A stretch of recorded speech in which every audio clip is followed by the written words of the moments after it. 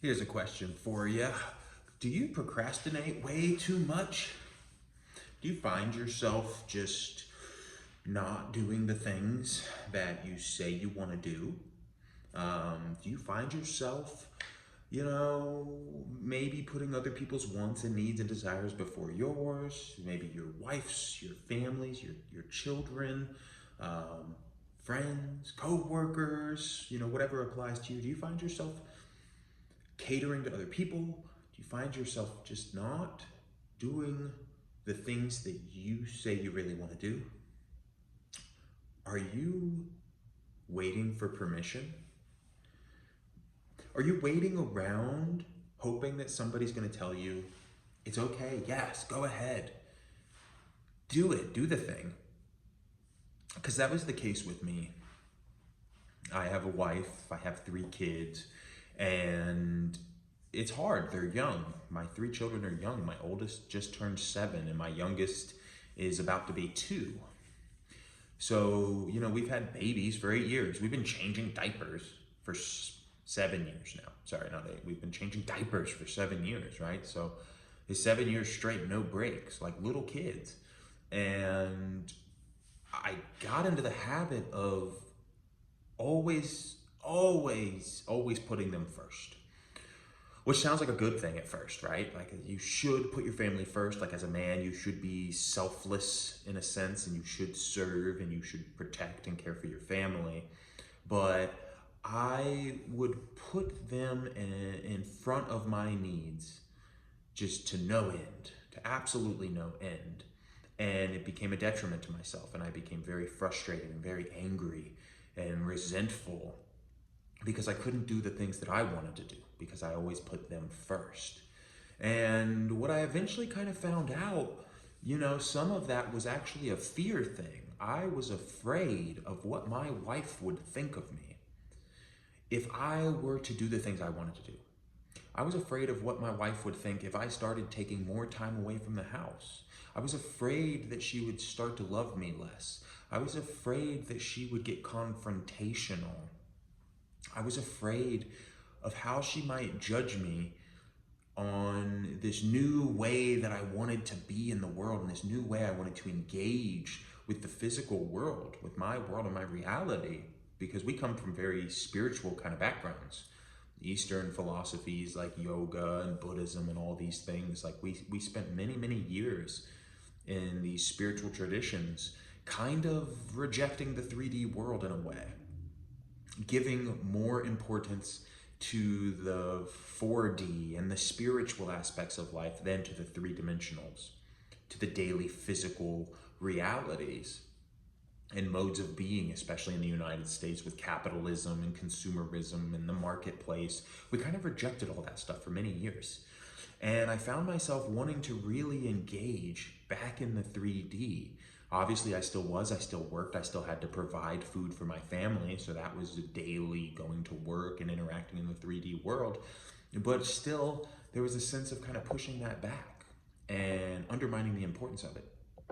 And as I wanted to start engaging in the 3D world more and giving more importance to it, and really kind of trying to win in the 3D world, in the physical world, in the marketplace, wanting to win and wanting to be great and wanting to become in a phenomenal shape and wanting to make more money and do all these things, I found myself not saying that. I found myself holding that back because I was afraid of the judgment that she might have about that. And I found out I was waiting for permission, essentially. I was waiting to be given a sign, waiting to be given permission that said, yes, go ahead. Go do that. Go start a YouTube channel. Go work more. Go make more money. Do it. I was waiting for the permission before ever saying it, before ever voicing that. And what would happen is I wouldn't voice it, and then I'd be frustrated because I felt like I needed to be going and doing it, but then I wasn't doing it. So I was frustrated and I was resentful, and then she would feel that, and then she'd get crabby, and she'd kind of, cause friction. So then we just kind of go back and forth, tit for tat, kind of, not fighting, but just friction and not getting along as well as we used to. And then one day I finally kind of had this breakdown, anger, disgust session where I wrote down everything that I was unhappy with and how I felt. And I told her all of these things. You know, I just had this long whole sheet of paper in front and back. And like I read all these things off to her and just told her how I was feeling. And then she just gave me the blessing. She's like, if you need to go work, work. If you don't want to be here, don't be here. If you're upset, I don't want you around. Like, go take your time and do what you need to do so that when you're with the family, you can be present. And then I realized that I was just waiting for permission to do these things. I was waiting for permission to be great. I was waiting for permission to engage fully. I was waiting for permission to be aggressive in a sense, you know, to be more masculine, you know, to fight and to conquer and to do something different, to break patterns and break old routines and break the normalities that we were used to and to use different language. And I just want to say, you're never going to get the permission if you don't say something. Right? Like that's the first, like if you have a family, if you have a wife, like the first thing you need to do is have the conversation. Your wife can't read your mind. She can read your feelings. She can read your emotions. She can read the things you don't say, in a sense. She can read your body language. But she doesn't know what it all means. She can only feel vaguely that you don't want to be around. She can only feel that you're unhappy. And then she's going to start thinking that you're unhappy with her or that you're unhappy in the family and in the relationship and in the marriage when it's not the case. You have to voice yourself and your opinions, and you have to voice your wants and your needs and your desires in order to get any sort of blessing. But at the end of the day, you might not get the answer you want if you're going to ask for permission.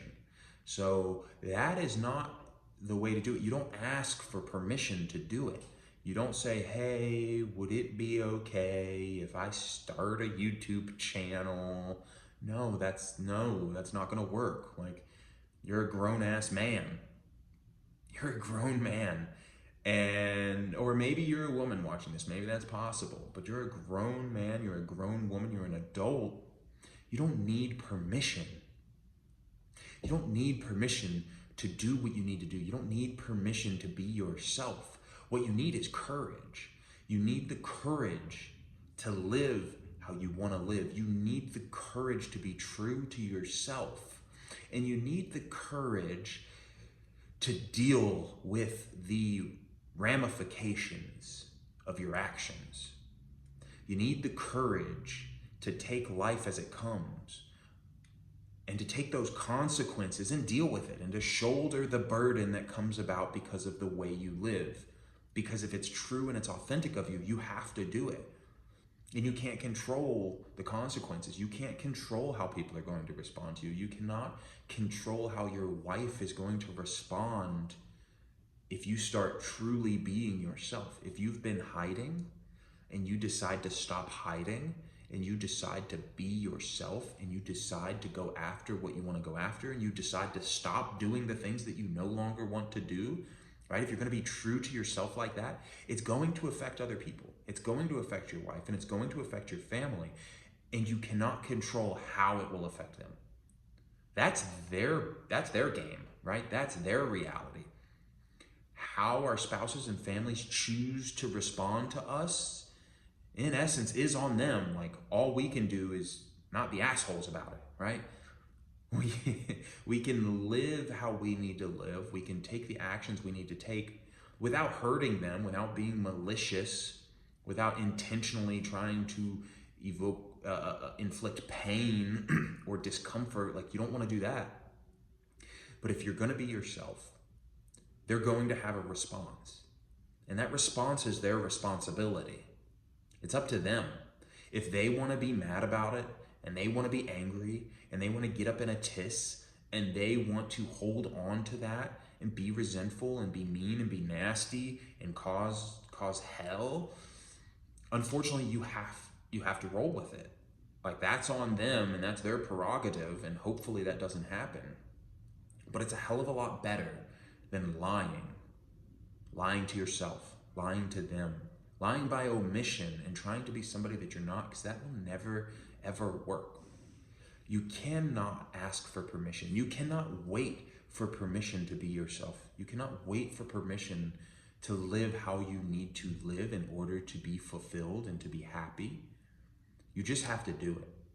You have to be brave. You have to get the courage to go after the life you want and to take on all of the burdens and consequences of doing so.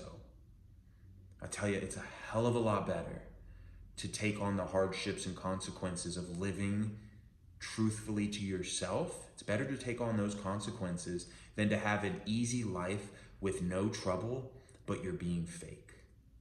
You're not being honest to yourself. That's no way to live. It won't work. It'll work for a while. You'll be able to keep it up for so long. Some people are able to put up with it for a long, long time.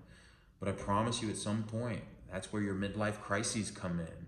That's where the regret on the deathbed comes in. And it's like, you don't want to be 80 years old looking back, thinking of like, man, I wasted my life.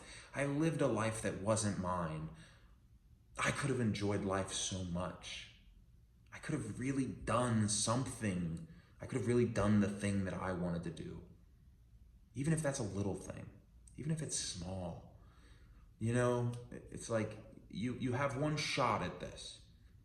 Maybe reincarnation's true. Maybe you'll come back and you'll get another shot at it. It's technically a possibility. But it won't be the same. It'll be a new life. It'll be a different life. You only have one shot at this life. You may or may not get another shot. So while you're here, you came here to experience a certain reality. You came here as a certain person, as a certain personality, a certain essence of being. You're a certain special piece of life and life force. And you have to honor that. And you have to go after and do and be who you are. You can't live someone else's life. You can't live your life for someone else. You have to be yourself. You have to be honest to yourself. Stop waiting for permission. Stop asking for permission. Don't even ask for permission anymore. You know, it's life's too short. You have to go after it. You have to be true to yourself. Leave it in the comments. What is that for you? How have you not been being true to yourself? What is it that you need to start doing? What do you need to be honest about? What do you need to stop asking and waiting for permission for? Is it about who you're going to be or what you're going to do? What is it? What have you been waiting for permission to do? And how are you going to just start doing it? Leave it in the comments. Can't wait to see what you put. Let's connect. I'm going to respond to every comment. Love you guys.